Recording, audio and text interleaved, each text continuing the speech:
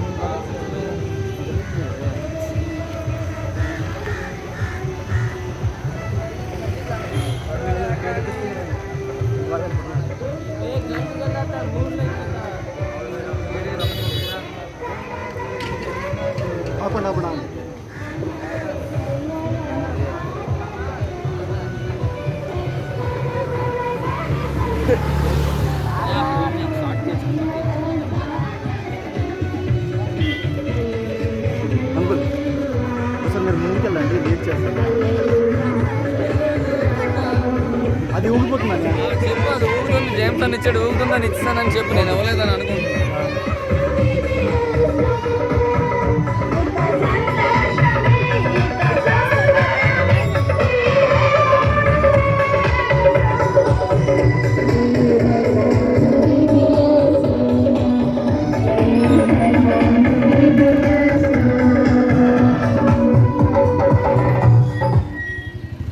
Song number 5.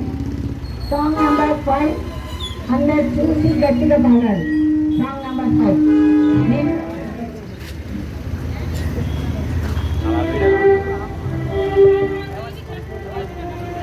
అమ్మా ఇట్రా.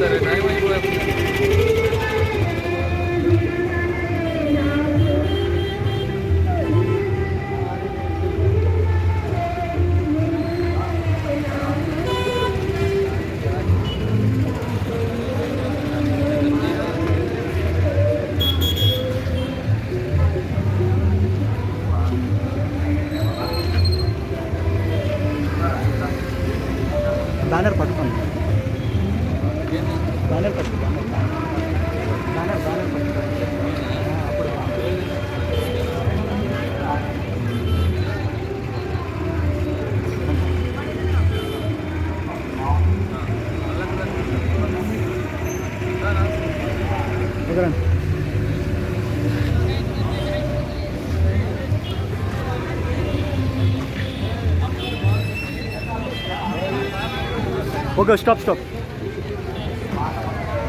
ఆపండి ఆపండి.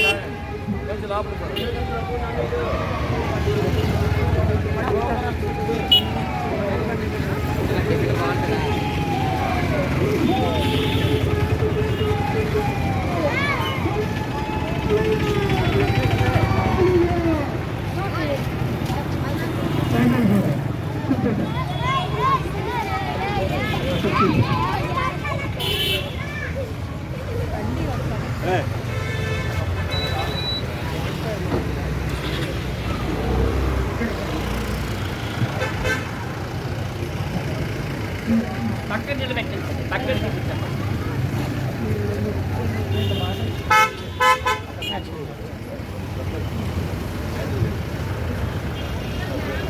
రెండు మాటలు చెప్పినాక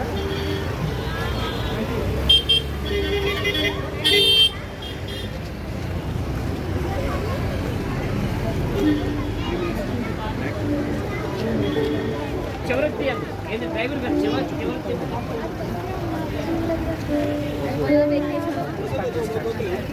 మా ప్రియమైన అరిపాలి గ్రామ వాస్తవులకు ప్రభువైన యేసుక్రీస్తు నామములో మీకు అందరికీ కూడా శుభాభివందనములు తెలియజేస్తున్నాం.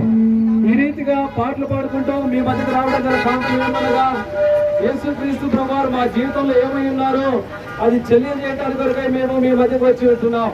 కనుక పరిశుద్ధమైన బైబిల్ గ్రంథం ఈ రీతిగా సెలవిస్తా ఉంది. పాపులను రక్షించుటకు క్రీస్తు యేసు లోకమునకు వచ్చిన వాక్యము నమ్మదగినది పూర్ణాంగీకారమునకు యోగ్యమైనదని పరిశుద్ధమైన బైబిల్ గ్రంథం సెలవిస్తా ఉంది. బైబిల్ గ్రంథంలో యేసు క్రీస్తు ప్రభు వారిని గురించి ఒక 3 మాటలు తెలియజేయబడతా ఉన్నాయి. అందులో ఒక మాట ప్రాముఖ్యమైనటువంటి మాట, ఆయన పరిశుద్ధుడైనటువంటి దేవుడు, ఆయనలో ఏ మాత్రం కూడా పాపం లేదు. భూమి మీద జీవించుతున్నటువంటి ప్రతి ఒక్క మానవుడు కూడా జన్మతః పాపి, కర్మ పాపి. అందును బట్టి మానవుడు నెమ్మది లేక, సంతోషం లేక, సమాధానం లేక భూమి మీద జీవించుచూ ఉన్నాడు. కనుక ఆయన పరిశుద్ధుడైనటువంటి దేవుడు. ఈ మాటను ఎవరు కూడా మార్చలేరు. కారణం ఏంటి అనేసి అంటే దానికి రుజువుగా చారిత్రాత్మకమైనటువంటి ఆధారాలు కూడా కలిగినటువంటి దేవుడు పరిశుద్ధుడైనటువంటి దేవుడు. రెండవదిగా ఆయన చారిత్రాత్మకమైనటువంటి దేవుడు. మీరు ఆ జీవితాన్ని లెక్కించాలంటే ఆయన యొక్క క్రీస్తు యొక్క శకము, క్రీస్తు యొక్క పూర్వము దాని ద్వారానే ప్రారంభించబడుతూ ఉంది. కనుక ఆయన చారిత్రాత్మకమైనటువంటి దేవుడు. ఆయన ఈ భూ ప్రపంచంలోనే యెరూషలేము దగ్గరలో బెత్లెహేము అనేటువంటి ప్రాంతంలో నీ కొరకై నా కొరకై జన్మించినటువంటి దేవుడిగా అంటున్నాడు. ఆయనకు ఆధారము కూడా ఉంది, ఆయనకంటూ ఒక చరిత్ర కూడా ఉంది.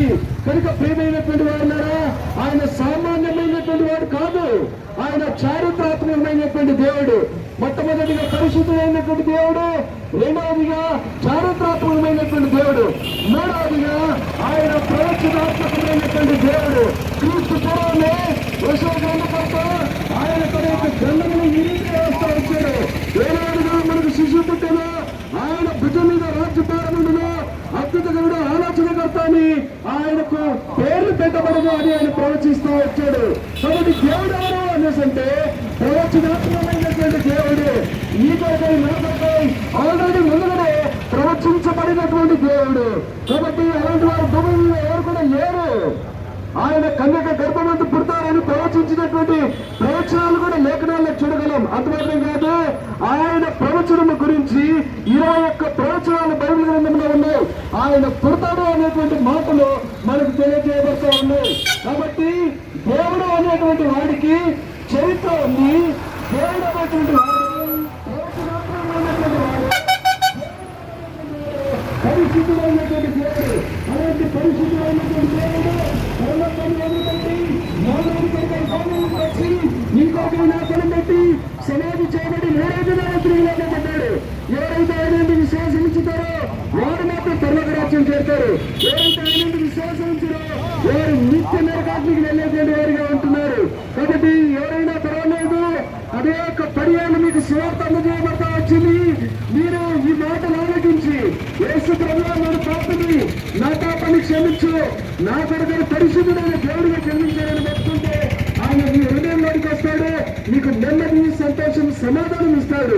కనుక ప్రభువైన యేసునందు విశ్వాసం ఉంచండి, అప్పుడు మీరు మీ ఇంటి వారు గొప్ప ఆత్మరక్షణ పొందేందురు. ఇద్దరికై ప్రార్థన చేసి ముందుకెళ్తాం. ప్రేమ కలిగిన మాతండి, మానవ హక్కుబాట్ల మితమైనటువంటి వాక్యం నేర్కటి పనింప చేయండి.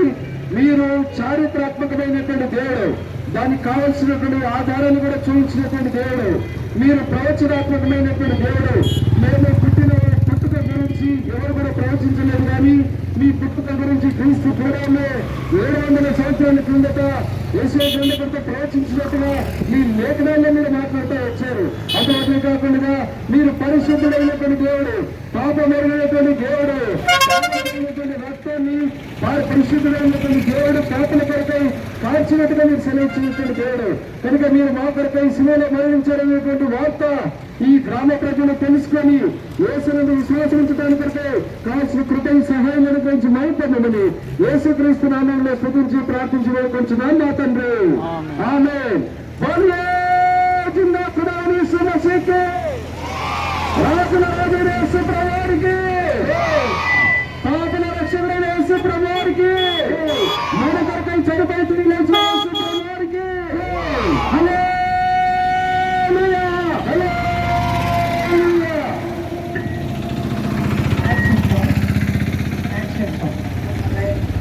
యాక్షన్ సాంగ్ బాగా పొయ్యిలన్నీ కూర్చోనంట అన్న టీచర్స్ వెనక్కి రావాలి.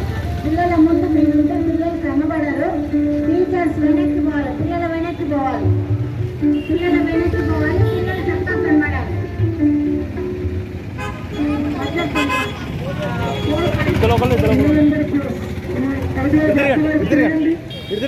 పిల్లలు అందరూ నచ్చక వాళ్ళని బ్యాక్గ్రౌండ్ అనండి. బాయ్స్ కూడా అట్లా తిరగండి, బాయ్స్ కూడా రోడ్డు వైపు తిరగండి. పిల్లల ముందు టీచర్స్ ఉండదు, ప్లీజ్ వెనక్కి రండి.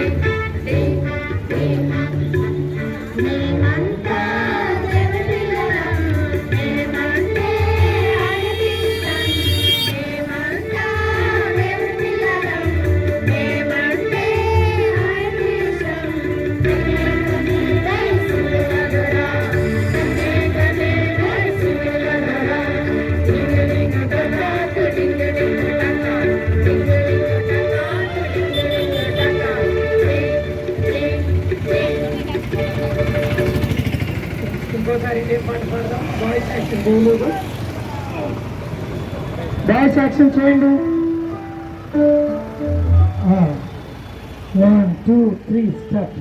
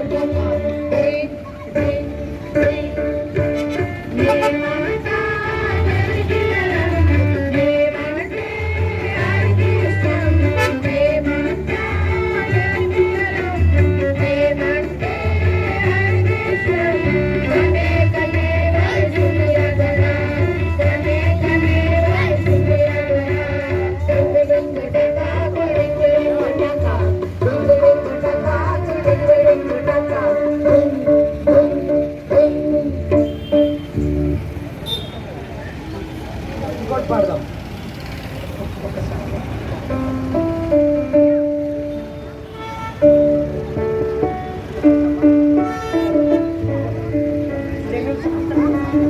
జనరల్ సాంగ్స్ పాడాలి.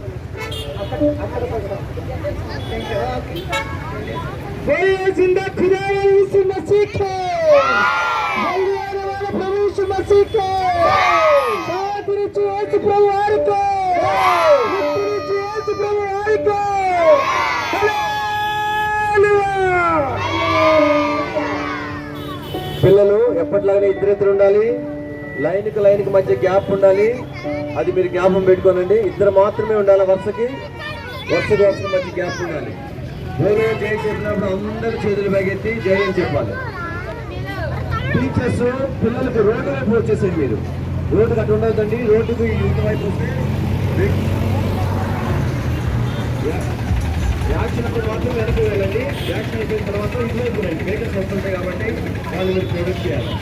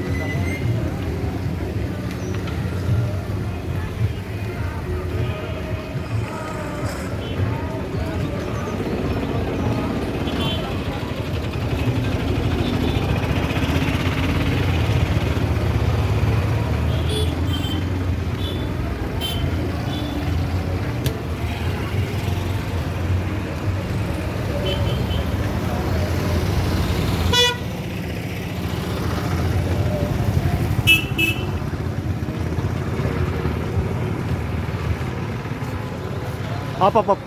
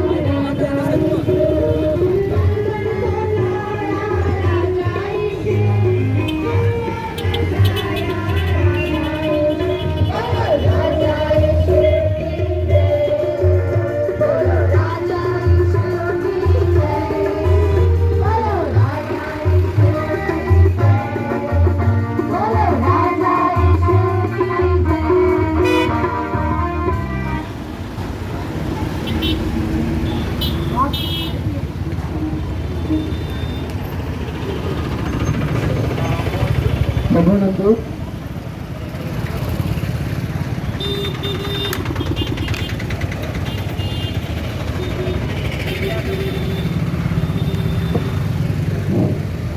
పిల్లలందరూ చెప్పండి. ఏడు అందరూ పాపము చేసి దేవుడు అనుగ్రహించు మహిమను పొందలేకపోతున్నారు. పాపం వలన వచ్చు జీతము మరణము.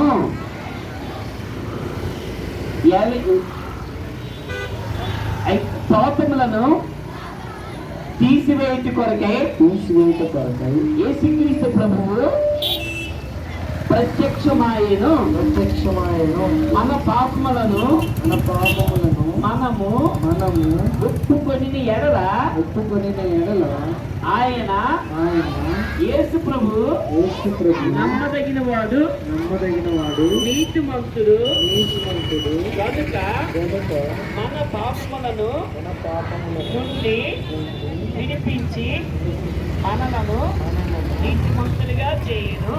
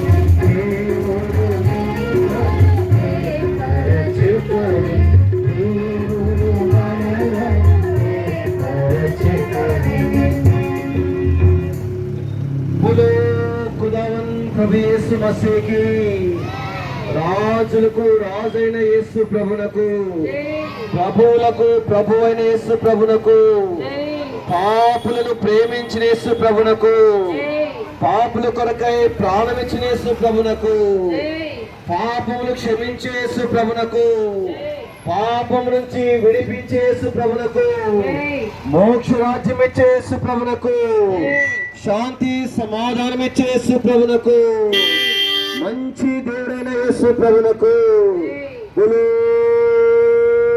ఖుదావన్ ప్రభు యేసు మసీకి హల్లెలూయా. ハレルヤ。 హల్లెలూయా. ハレルヤ。 హల్లెలూయా. ハレルヤ。 హల్లెలూయా. ハレルヤ。 హల్లెలూయా.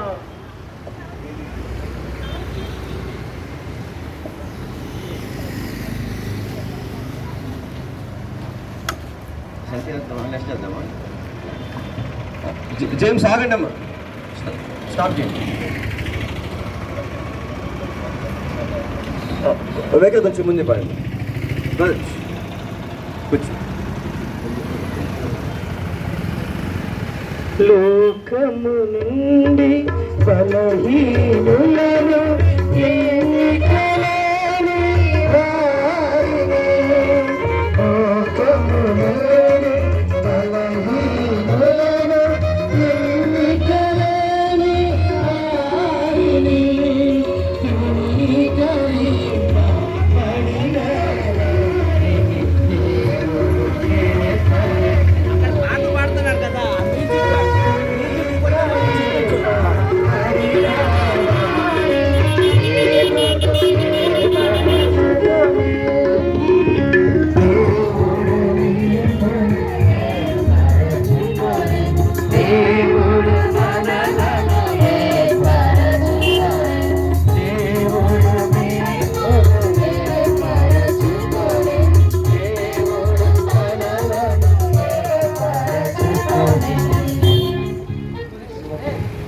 बोलिए जिंदा खुदावन यीशु मसीह के పాపములను తీసివేసుకుని ప్రత్యక్షమైన యేసు ప్రభువారికి నీ పాపం పోవాలంటే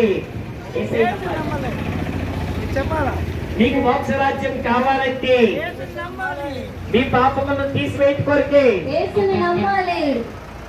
बोलिए जिंदा खुदावन यीशु मसीह के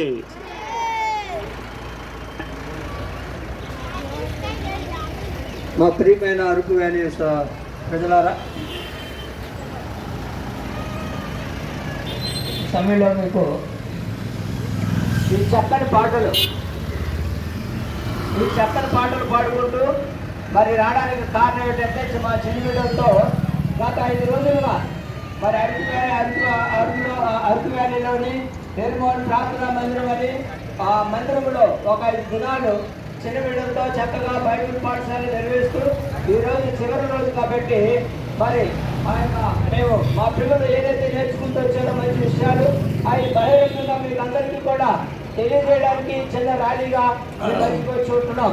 అయితే ప్రభువైన యేసుక్రీస్తు వారు ఈ లోకానికి ఆయన యేసుక్రీస్తు ప్రభు ఎవరో మీకు తెలియకపోవచ్చు. యేసు ప్రభు ఎవరో మరి ఆయన ఒక మత నాయకుడు అనుకోవచ్చు, లేదా ఒక దేశానికి సంబంధించిన నాయకుడు అనుకోవచ్చు, లేదా ఒక దేశానికి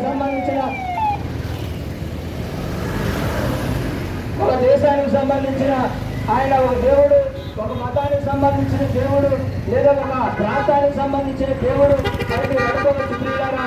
అయితే యేసుక్రీస్తు ప్రభువారు అందరికీ కూడా ప్రభువు. యేసుక్రీస్తు ప్రభువారు అందరికీ కూడా ప్రభు అని మరి బైబిల్ గ్రంథం సెలవిస్తూ ఉంది.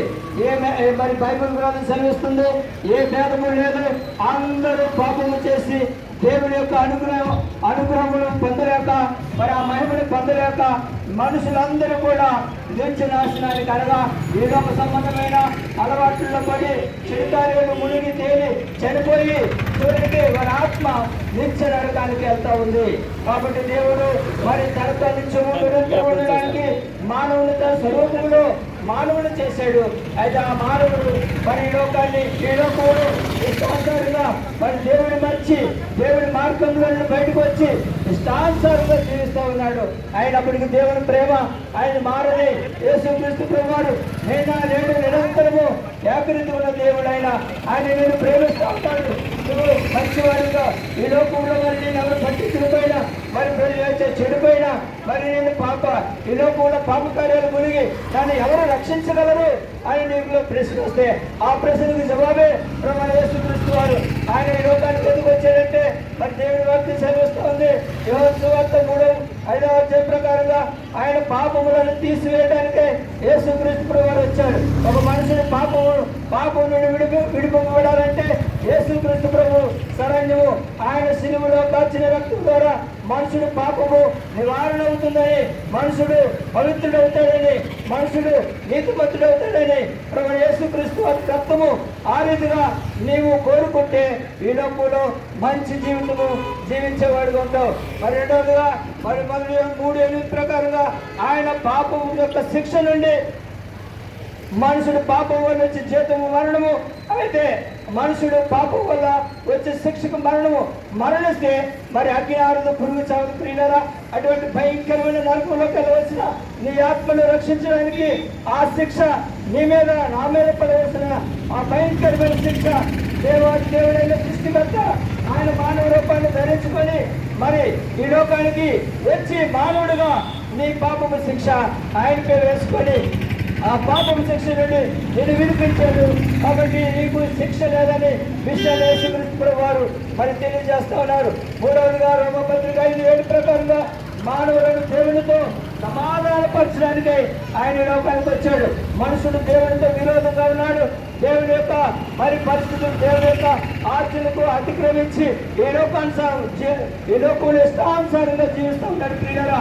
అటువంటి మానవుడిని దేవునితో తండ్రి అయిన దేవునితో సమాధానపరచడానికి యేసుక్రీస్తు ప్రభువారు ఈ లోకానికి మధ్యవర్తిగా వచ్చాడు. ఎవరైనప్పటికీ కూడా తండ్రితో సమాధానంగా ఉండాలంటే యేసు ప్రభు రక్తంలో కడగబడాలి. నాలుగవదిగా రోమా 5:19 ప్రకారంగా మరి పాపిని పవిత్రులుగా నీతిమంతులుగా చేయడానికి యేసుక్రీస్తు ప్రభువారు ఎవరు అటు అనుకోవచ్చు. యేసుక్రీస్తు ప్రభువారు నీ పాపం నుండి నిన్ను విడిపించి నిన్ను నీతిమంతులుగా చేయడానికి ఆయన ఈ లోకానికి వచ్చాడు. ఆయన మానవ శరీరాన్ని ధరించి